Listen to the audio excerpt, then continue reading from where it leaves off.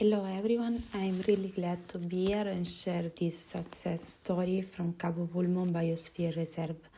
My name is Martina Gagliotti, I am a marine researcher and educator. I work also as a scuba professional and I am part of the UNESCO Earth Network. This is a presentation focused on a field expedition I had the pleasure to join in Baja California at the end of 2025. Cabo Pulmo is an example of a successful story related to the effective engagement of the public and the local community. Cabo Pulmo is currently recognized as a UNESCO Biosphere Reserve, and I had the honor to visit it during a diving expedition. The goal of our expedition there was to document the Sardine Run action. This is an important event happening exactly in that period of the year where all the megafauna and the key ocean predators gathered to follow the migration path of the sardine. In Baja California, there are iconic examples of thriving marine life in an ecological crucial area along the Pacific Ocean coast. It is not by chance that the Captain Jacques Cousteau characterized the Sea of Cortez within the Gulf of California as the world's aquarium, highlighting its unparalleled biodiversity and immense ecological productivity. He described it as a living masterpiece, documenting the region's rich marine life, including whale sharks, sea lion, and numerous endemic species through his expedition and films. This area is currently recognized as a UNESCO Biosphere Reserve, as a UNESCO World Heritage Site, and it is also recognized by the IUCN as an important marine mammals area. Within this region, over the last few decades, they had many key challenges to cope with, including overfishing, water crisis and energy supply issues, unsustainable tourism practices, and the scarcity of financial resources available. How did they succeed in their conservation goal? The local community at once decided to turn the fisheries activities into something else, something more sustainable. They turned all the local economy into an ecotourism focused one. All the fisheries boats were reconverted into diving boats. No piers, no harbors, just small pangas, transported on sharks and put into the water only in the morning when the boat has to go in the ocean to transport divers to the dive spot. The Marine Park local authority has a strict control on how the activities are performed, how many boats per day, when to go out in the ocean, how much time they spend on the dive spot, how many divers per guide, how crowded each spot is every day. Also, there is a park fee. Everyone has to pay, and before going in the ocean, they give you a bracelet marking the date and the group you are going with.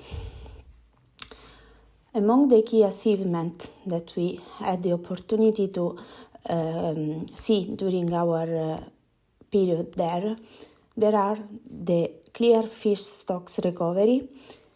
Indeed, after nearly 3 decades without fishing in Cabo Pulmo, the marine biomass increased by 463%.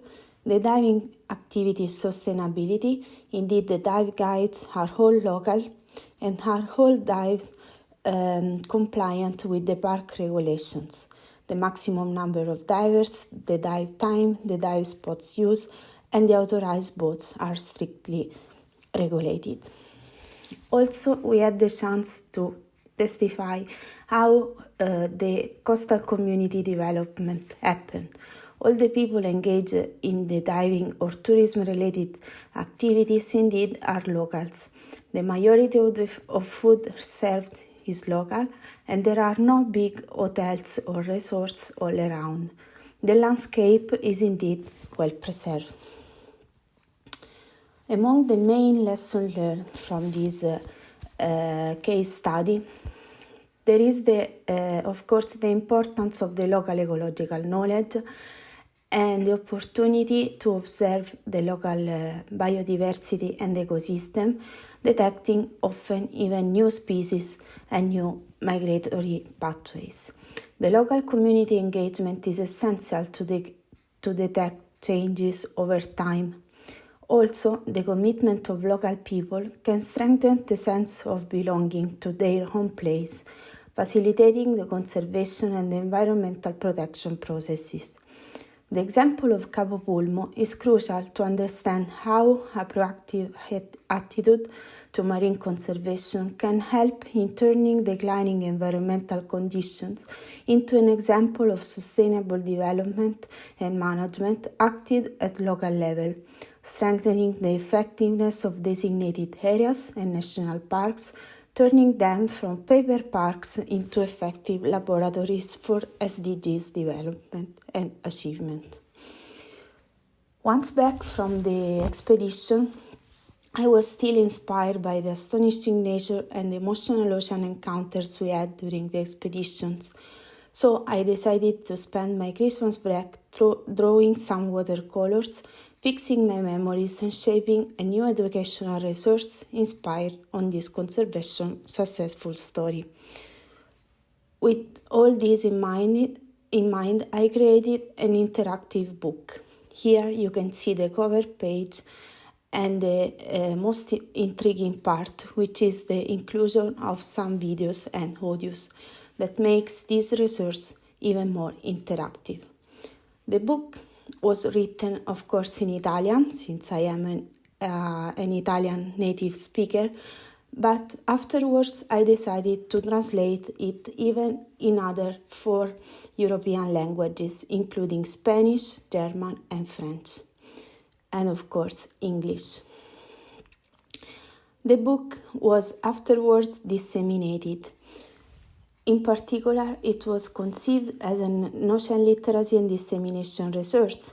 Therefore, it was written in a simple language suitable both for young readers and adults, and was shaped as an interactive resource, including videos and audio recorded directly during the field expedition.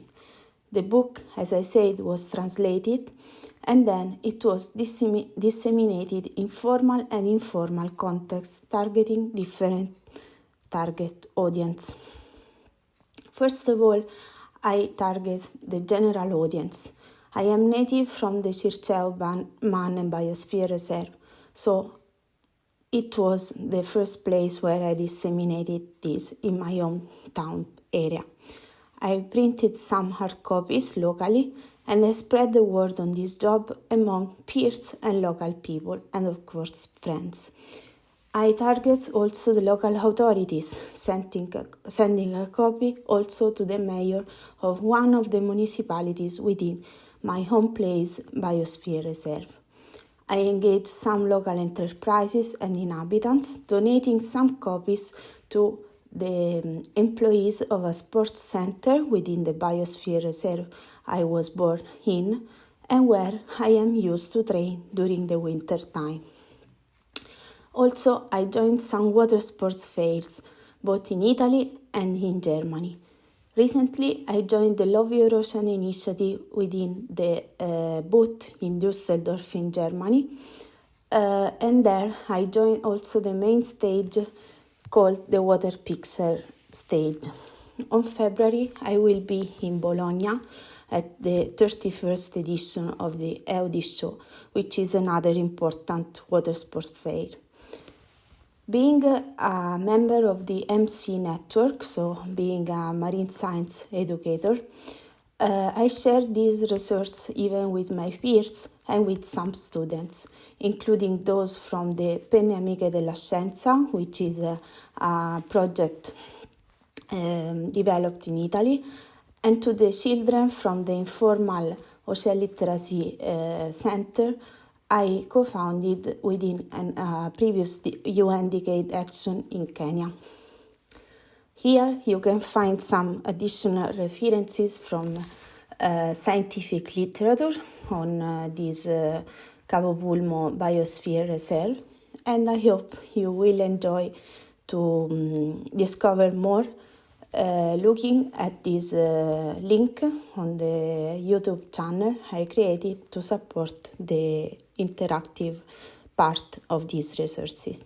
Thank you all for your kind attention.